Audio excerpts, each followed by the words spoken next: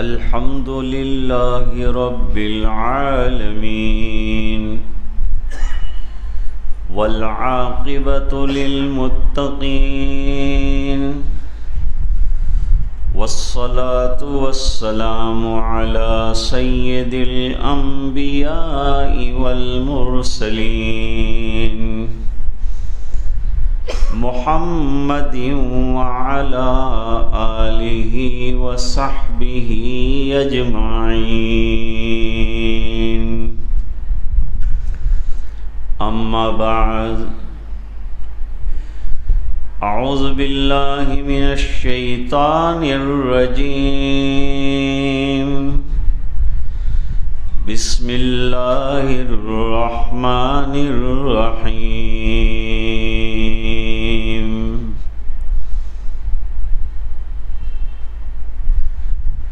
ومن يطع الله ورسوله فقد فاز فوزا عظيما صدق الله العظيم اللهم صل على سيدنا محمد وعلى آل سيدنا محمد وبارك وسلم.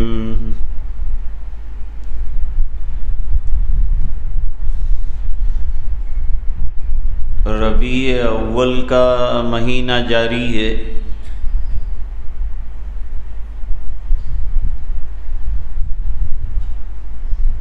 عام طور پر لوگوں کا خیال یہ ہوتا ہے کہ ربیع اول میں حضور پاک صلی اللہ علیہ وسلم کی دنیا میں آمد ہوئی ہے، تشریف آوری ہوئی ہے، اس لیے آپ صلی اللہ علیہ وسلم کا ذکر خیر کیا جائے.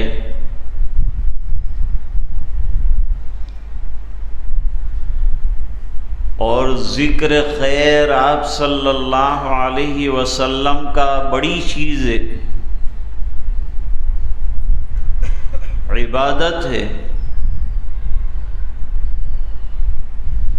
لیکن ہم ان لوگوں میں سے نہیں ہیں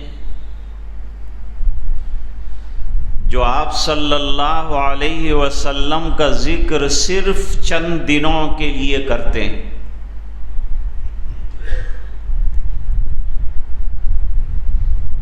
مومن کا شعار تو یہ ہونا چاہیے کہ آپ صلی اللہ علیہ وسلم کا ذکر مبارک، آپ کے اخلاق، آپ کی سیرت، آپ کے اطوار، آپ کے اعمال پورا سال ہر بیان میں ذکر کیے جائیں.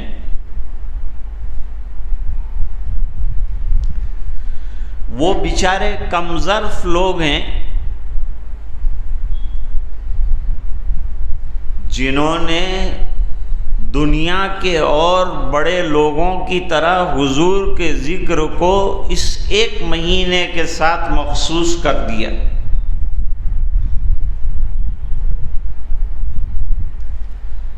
کوئی بھی بیان ہو، کوئی بھی وعظ ہو، آپ صلی اللہ علیہ وسلم کے ذکر سے خالی ہی نہیں ہونا چاہیے. کیا کہے گا بیان کرنے والا؟ آپ صلی اللہ علیہ وسلم کے طریقے تو بیان کرے گا، یہ سیرت ہے. تو سیرت کے متعلق یہ جو خام خیالی ہے اس کو ذہن سے نکال دینا چاہیے، ذہن کو صاف کرنا چاہیے کہ ہمیں آپ صلی اللہ علیہ وسلم کا ذکر پوری زندگی سننا ہے. اور صرف اس لیے نہیں سننا ہے کہ ذکر ثواب ہے، بلکہ اس میں جو احکام اور اعمال ہیں ان کو اپنی زندگیوں میں اتارنا ہے. اپنی زندگی میں لانا ہے۔ تمام انبیاء کرام کا یہی مشن رہا ہے۔ اللہ نے ان کو کیوں بھیجا؟ اس کو اللہ تعالیٰ نے خود اپنی کتاب کے اندر بیان فرمایا ہے۔ وَمَا أَرْسَلْنَا مِن رَّسُولٍ إِلَّا لِيُطَاعَ بِإِذْنِ اللَّهِ۔ ہم رسولوں کو اس لیے دنیا میں بھیجتے ہیں کہ ان کی اتباع کی جائے، ان کی اطاعت کی جائے،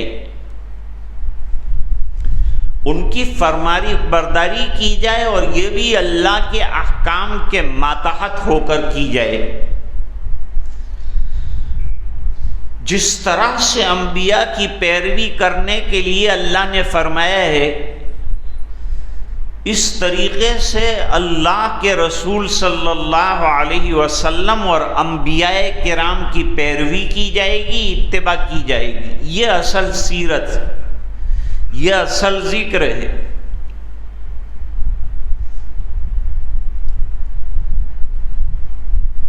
یہ آیت کریمہ جو آپ کے سامنے پڑھی، اس میں اللہ تعالیٰ نے عجیب بات بیان فرمائی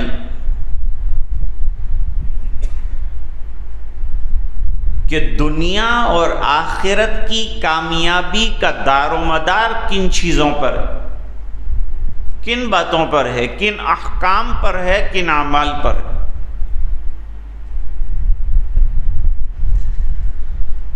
اور یہ آیت کریمہ خطبہ نکاح میں بھی پڑھی جاتی ہے۔ کتنی اہم آیت ہے، لیکن چونکہ اکثر لوگ جو ہے وہ خطبہ نکاح کو ایک رسم سمجھ کر سنتے ہیں، اس بنا پر انہیں اس آیت کی طرف جو توجہ ہونی چاہیے وہ نہیں ہوتی۔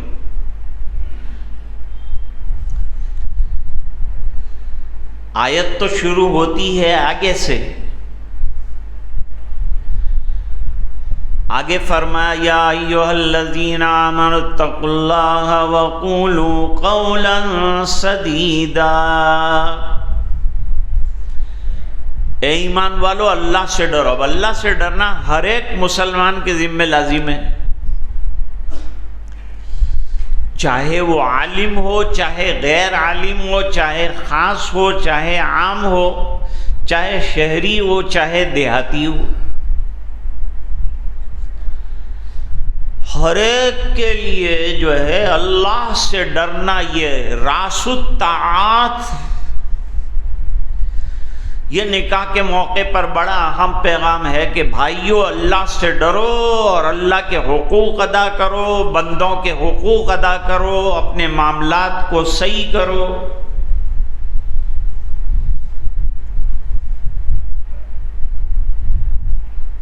اور دوسری بات یہ کہی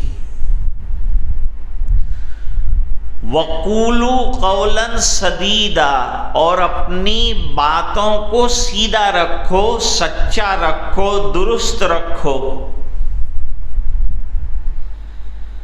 اگر تمہاری زبان درست رہی تو تمہارے اعمال درست رہیں گے، اور تمہارے اعمال درست رہیں گے تو اللہ تعالیٰ کی یہاں تمہاری مغفرت کا سامان ہوگا۔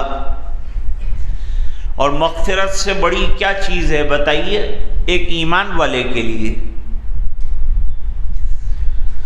دنیا والا تو دنیا کی چیزیں دیکھتا ہے، دنیا کی کامیابی دیکھتا ہے، ایمان والا دنیا کے ساتھ آخرت کی کامیابی دیکھتا ہے۔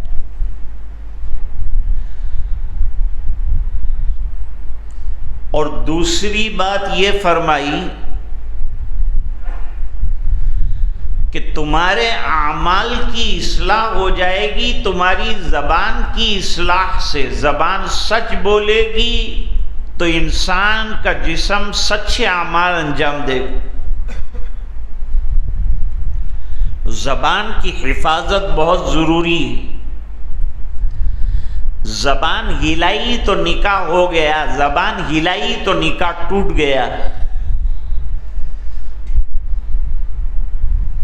انسان اصل میں دو ہی چیزوں کا نام ہے، دو چیزوں سے انسان پہچانا جاتا ہے اور انسان معروف ہے۔ نمبر 1 زبان.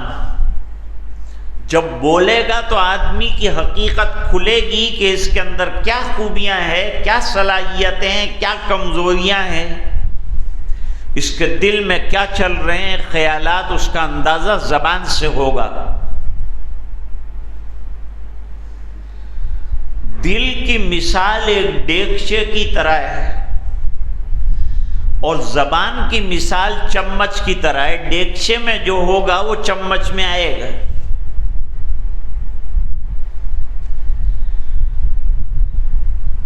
اور دوسری چیز انسان نام ہے دل کا. دل کے خیالات، اعتقادات، معتقدات، عقیدے، بلیفز.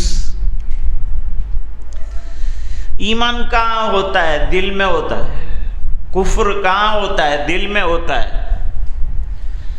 اچھی باتوں کے کرنے کا خیال کہاں ہوتا ہے؟ دل میں ہوتا ہے. بری باتوں کے کرنے کا خیال کہاں پیدا ہوتا ہے؟ دل میں پیدا ہوتا ہے. اس لیے اللہ والے دل پر زور دیتے ہیں. شیطان کی محنت کا میدان بھی قلب ہے اور انبیاء کرام کی محنتوں کا میدان بھی قلب ہے. شیطان جو ہے وہ فساد پیدا کرتا ہے اور انبیاء کرام دل کے اندر کا بگاڑ دور کر کے اس کی اصلاح کر کے اسے چمکاتے ہیں. حدیث شریف میں فرمایا کہ جب بھی کوئی آدمی گناہ کرتا ہے تو ایک سیاہ داغ، ایک بلیک اسپاٹ اس کے دل کے اوپر لگ جاتا ہے. دل کے باطنی معنی اندرون کے ہیں. اللہ تعالیٰ نے قلب میں ایک نور رکھا ہے. جیسے ایمان قبول کرتا ہے وہ نور جو ہے دل کے اندر چمکنے لگتا ہے، جیسے ہیرا چمکتا ہے. جب انسان اچھا عمل کرتا ہے تو یہ نور بڑھتا ہے، یہ نور میں اضافہ ہوتا ہے، چمک پیدا ہوتی ہے. اور جب گناہ کرتا ہے تو گناہ کی وجہ سے اس کی جو روشنی ہے وہ ماند پڑتی جاتی ہے، ماند پڑتی جاتی ہے، یہاں تک کہ جیسے کپڑے پر داغ لگ جاتا ہے آدمی فوراً دھوتا ہے اور داغ کو نکالتا ہے. سفید کپڑے پر داغ جلدی نظر آتا ہے تو اس کو نکالنے کی کوشش کرتا ہے. بالکل اس طرح نور ایمان کے اندر بھی داغ لگ جاتا ہے. گناہ کرنے کی وجہ سے جو داغ لگتا ہے وہ داغ کو صاف کرنے کا طریقہ آنسو ہے. آنسوؤں کے ذریعے سے. کون سے آنسو؟ توبہ کے آنسو.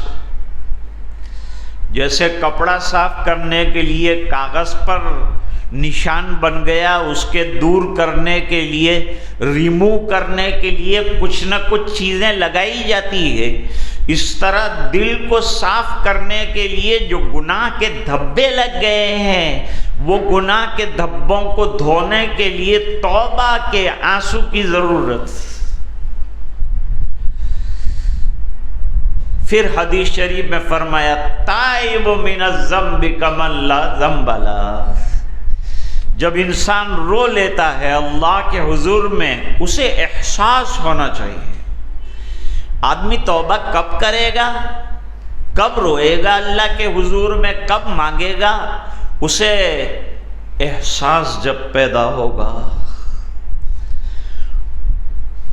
بھئی آدمی کو یہ معلوم ہو کہ مجھے سوئی چبھ گئی ہے تو احساس ہوتا ہے اس کو. جب احساس ہوتا ہے تو وہ دکھ اور درد کو محسوس کرتا ہے. جب محسوس کرے گا تو علاج کرے گا. آدمی کو بخار آیا تو احساس ہوا. جب احساس ہوا کہ مجھے بخار ہے تو اب علاج کرے گا. اور علاج کر کے اپنا وہ بیماری کا جو حصہ ہے اس کو جسم سے مٹانے کی کوشش کرے گا۔ جس طرح سے جسم بیمار ہو جاتا ہے اور مریض ہو جاتا ہے اور اس کو علاج جسمانی درکار ہے، اسی طریقے سے ہمارے اندر ایک چیز روح ہے، روح کی وجہ سے جو ہے وہ ہے انسان۔ دل جو ہے وہ نور ایمان کی جگہ ہے، جب گناہ کرتا ہے تو وہ نور کے اندر کمی آ جاتی ہے، جب توبہ کرتا ہے یعنی ندامت ہوتی ہے، احساس ہوتا ہے کہ مجھ سے غلطی اور گناہ ہو گیا۔ اور حدیث میں اس شریف کو اس بات کو بھی فرمایا گیا ہے کہ جب مسلمان سے ایمان کی علامتوں میں سے ایک علامت یہ ہے کہ انسان کو نافرمانی کا احساس ہو جائے، یہ کام میں نے اللہ کے حکم کے خلاف کیا ہے، وہ گناہ ہے۔ جو کام اللہ کے حکم کے خلاف ہو، رسول اللہ صلی اللہ علیہ وسلم کے طریقے کے خلاف ہو، وہ ایک گناہ ہے۔ اور آدمی جب احساس ہوگا گناہ کا تو مومن کو احساس زیادہ ہوگا۔ حدیث میں فرمایا کہ مومن گناہ کرتا ہے تو یوں سمجھتا ہے کہ اس کے سر پر کسی نے پہاڑ رکھا ہے، پہاڑ رکھا ہے۔ اور جب توبہ کرتا ہے، روتا ہے، آنسو بہاتا ہے تو اس کو لگتا ہے یہ پہاڑ اب میرے سر سے ہٹ گیا ہے۔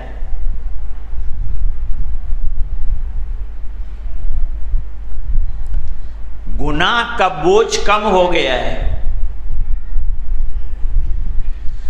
اور ایک کافر گناہ کرتا ہے تو ایسا سمجھتا ہے کہ ناک کے اوپر ایک مکھی بیٹھی تھی، اڑ گئی، یعنی اس کو گناہ کے ہونے کا احساس نہیں ہوتا۔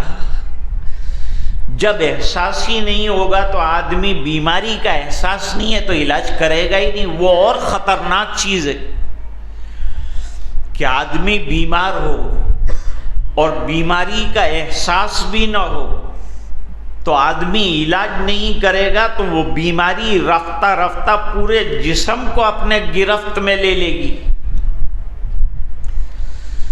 اس طرح جب آدمی گناہ کا احساس ہوتا ہے اسے اور وہ توبہ اور ندامت کے آنسو بہاتا ہے، اللہ سے معافی مانگتا ہے تو اس کا وہ گناہ دھل جاتا ہے۔ اور گناہوں سے توبہ کرنے والا ایسا ہے جیسے کہ اس نے گناہ کیا ہی نہیں، اللہ تعالیٰ اس کو ڈیلیٹ فرما دیتے ہیں۔ آج کل تو ڈیلیٹ کو سمجھنا آسان ہے۔ جیسے ہم اپنے موبائل سے کوئی نمبر، کوئی میسیج ڈیلیٹ کرتے ہیں، اس طرح توبہ کرنے پر اللہ تعالی ہمارے گناہ کو ڈیلیٹ فرماتے ہیں۔ کمن لا ذنب لہ، گویا کہ اس نے گناہ کیا ہی نہیں۔ تو انبیاء کرام کی محنتوں کا میدان قلب ہے، اور شیطان کا میدان جو ہے وہ دلوں میں وساوس ڈال کر گناہ کے پلندے کھڑے کرنا ہے اور انسان کو گناہ میں مبتلا کرنا ہے۔ تو ہر نبی دنیا میں اس لیے تشریف لاتا ہے کہ اس کی باتوں کی اتباع کی جائے، کیونکہ اس کی باتیں وحی ہے اور اللہ کی طرف سے آئی ہے۔ ذکر ولادت سننے میں انسان کو مزہ آتا ہے، اور بھائی حضور کے ساتھ ہمارا عشق ہے اور محبت ہے تو ہم کو لطف اور مزہ آنا بھی چاہیے، لیکن اس سے زیادہ مزہ احکام کے سننے میں آنا چاہیے کہ ہمارے نبی نے کھایا کس طرح سے ہے، ہمارے نبی نے پیا کس طرح سے ہے، ہمارے نبی چلے کس طرح سے ہیں، ہمارے نبی کی نماز کیسی تھی، ہمارے نبی کے معاملات کیسے تھے، ہمارے نبی کی عادات کیسی تھی، ہمارے نبی کے اطوار کیسے تھے۔ ان تمام چیزوں کو اپنے زیر نگرانی رکھ کر جو احتیاط سے زندگی گزارے گا سنت کے مطابق، تو اللہ فرماتے ہیں وہ کامیاب ہو جائے گا۔ کامیابی کی جستجو ہے، کامیابی کی تلاش ہے۔ بازار گئے حضور پاک صلی اللہ علیہ وسلم، نبی کا کام اصلاح کرنا ہے، نبی اصلاح کرتے ہیں۔ ہر نبی مصلح ہوتا ہے اور ہر نبی داعی ہوتا ہے خیر کا، بھلائیوں کا، اچھائیوں کا، ایمان کا داعی ہوتا ہے۔ اور ہر مومن، حضور پاک صلی اللہ علیہ وسلم پر نبوت کا سلسلہ ختم ہو گیا، دعوت کا کام ختم نہیں ہوا، کار نبوت باقی ہے، نبوت ختم ہوئی ہے۔ وہ کار نبوت دیا کس کو؟ اللہ نے اس امت کو دیا ہے، اور اس امت کو یہ کام لے کر چلنا ہے اور اچھی باتوں کو پھیلانا ہے اور بری باتوں سے لوگوں کو روکنا ہے، خود بھی روکنا ہے اور روکنا بھی ہے۔ اس کا نام جو ہے تبلیغ رکھ دیا کہ بھئی اچھے کام خود بھی کرو اور ایسے عمل کرو کہ تمہیں دیکھے لوگ تو یوں کہے کہ بھئی یہ مسلمان ہے،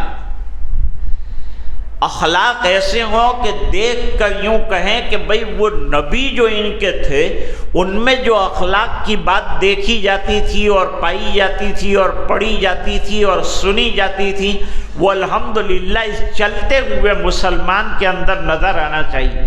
تیری چال میں، تیری ڈھال میں، تیری بات میں، تیرے کردار میں، تیرے گفتار میں حضور پاک صلی اللہ علیہ وسلم کی سنت مبارکہ اور سیرت مبارکہ کا پرتو اور عکس ہونا چاہیے۔ تو آپ بازار تشریف لے گئے، آپ مسجد والوں کی بھی اصلاح فرماتے ہیں۔ صفوں میں حضور پاک صلی اللہ علیہ وسلم نے فرمایا، لوگوں صفوں میں بالکل درست اور سیدھے کھڑے رہا کرو، جتنا تمہاری صفیں درست ہوں گی اتنا تمہارے دل درست ہوں گے۔ اب کوئی یوں کہے کہ بھائی صفوں کی درستگی سے دل کی درستگی کا تعلق کیا ہے؟ تو صفیں ٹیڑھی کر کے 1 مہینے میں دیکھ لیجئے، پتہ چل جائے گا کہ کیا خرابی پیدا ہوتی ہے اور کیا برائیاں دل کے اندر توڑ پہلے سے موجود ہے۔ اور صفوں میں ٹیڑھا کھڑا رہے گا، ٹیڑھا پن دلوں کے اندر آ جائے گا، کجی آ جائے گی۔ روحانیت کا یہ اثر ہوتا ہے، روحانی طور پر صف میں درست کھڑا رہا تو اللہ تعالیٰ دلوں کے اندر درستگی پیدا فرمائے گی۔ اور بھائی یہ تو اس وقت ہوگا جب کہ نماز میں آئے گا اور صف میں کھڑا رہے گا، جب نماز میں ہی نہیں آئے گا تو کتنا توڑ ہوگا دلوں کے اندر، اندازہ لگاؤ۔ نماز میں ٹیڑھا کھڑے رہنے پر دلوں میں توڑ کی بات کہی، تو جب نماز میں سرے سے آئے گا نہیں، کئی وقت کی نمازیں فوت ہو گئی، نماز کا خیال نہیں رکھتا۔ نماز کامیابی کی دلیل ہے، نماز جوڑ کی دلیل ہے، نماز محبت کی علامت ہے، نماز روزی کی برکت ہے، نماز اللہ کا قرب ہے، نماز قبر کی روشنی ہے۔ اگر اس کو چھوڑتا جائے گا، دور ہوتا جائے گا، تو آج ایک مسلمان دوسرے مسلمان سے کتنا دور ہو گیا ہے۔ حضرت ابو بکر رضی اللہ تعالیٰ عنہ رات کو تہجد میں قرآن پڑھ رہے ہیں، سرکار عبادتوں کا بھی جائزہ لیتے ہیں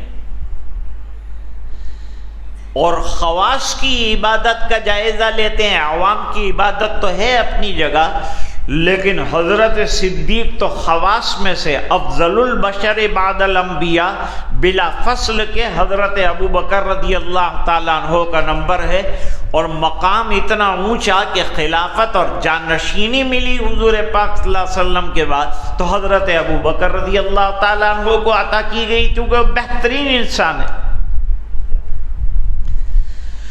جو خوبیاں اللہ نے تاجدار مدینہ جناب رسول اللہ صلی اللہ علیہ وسلم میں رکھی تھیں، وہ تمام خوبیاں نیابتاً حضرت ابو بکر رضی اللہ تعالیٰ عنہ کے اندر اللہ تعالیٰ نے پیدا فرمائی۔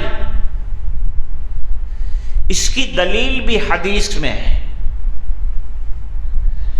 حضرت ابو بکر رضی اللہ عنہ نے اپنے گھر کے آنگن کے اندر ایک چھوٹا سا مصلی بنایا تھا، اور اس مصلی پر وہ نماز پڑھتے تھے۔ اپنا گھر کا آنگن ہے، وہ تو کوئی روک نہیں سکتا وہاں نماز پڑھنے سے، بیت اللہ میں نماز پڑھنے سے وہ لوگ روک رہے۔ تو اب آپ نماز پڑھتے ہیں، آہوزاری کا ماحول ہے، قرآن پڑھتے ہیں اور پڑھتے ہوئے زار و قطار روتے ہیں، آنے جانے والی عورتیں اور بچے کھڑے ہو جاتے ہیں۔ مردوں کے دل ذرا سخت ہوتے ہیں، وہ جلدی سے چیز کو قبول نہیں کرتے، اور اللہ نے ماں بہنوں کے دلوں میں نرمیاں رکھی ہیں، وہ حق بات کو اور اچھی بات کو جلدی قبول کرتے ہیں، اور بچوں میں بھی معصومیت کی وجہ سے اللہ نے یہ صفت رکھی ہے۔ تو اب قرآن کریم پڑھنا شروع کیا، خوب پڑھتے ہیں اور روتے جاتے ہیں، اور بڑے رقیق القلب ہیں حضرت ابو بکر رضی اللہ تعالیٰ عنہ، روتے رہتے ہیں اللہ کی یاد میں، اور قرآن اللہ کی یاد ہے، اس بنا پر خوب روتے ہیں اور خوب اللہ کی یاد کرتے ہیں، آنسو بہاتے ہیں۔ آنے جانے والوں پر اتنا اثر پڑتا ہے کہ مکے والوں کو ڈر ہوا کہ ان کا رونا ان کو مسلمان بنا دے گا، ان کا رونا دیکھ کر یہ عورتیں مسلمان ہو جائیں گی، ان کی دل ہل جائیں گے کہ بھائی چھوٹی بات کے اوپر کوئی آدمی روتا نہیں ہے، یہ سچا دین ہے، اس بنا پر رو رہے ہیں۔ بہت اچھی بات ہے، چند دنوں تک یہ سلسلہ رہا۔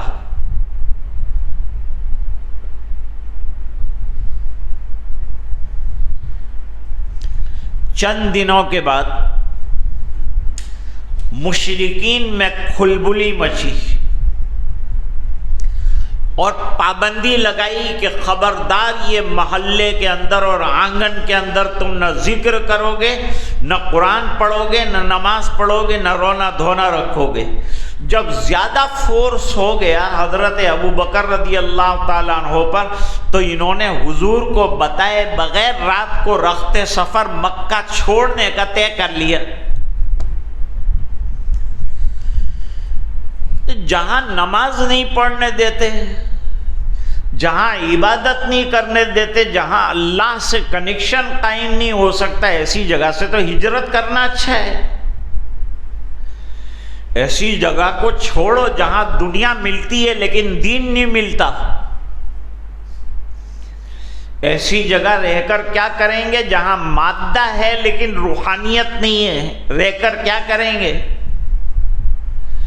اصل تو روح کو غذا ملنے والی جگہ میں آدمی کو رہنا ہے۔ حضرت ابو بکر چل دیے، حضور کو اطلاع بھی نہیں دی، اور غم یہی ستا رہا تھا کہ جب نماز نہیں پڑھنے دیتے اللہ کے بندے، جب اللہ کی کتاب جو اتنا بڑا حضور کا علمی معجزہ ہے وہ نہیں پڑھنے دیتے، میں رہ کر کیا کروں گا؟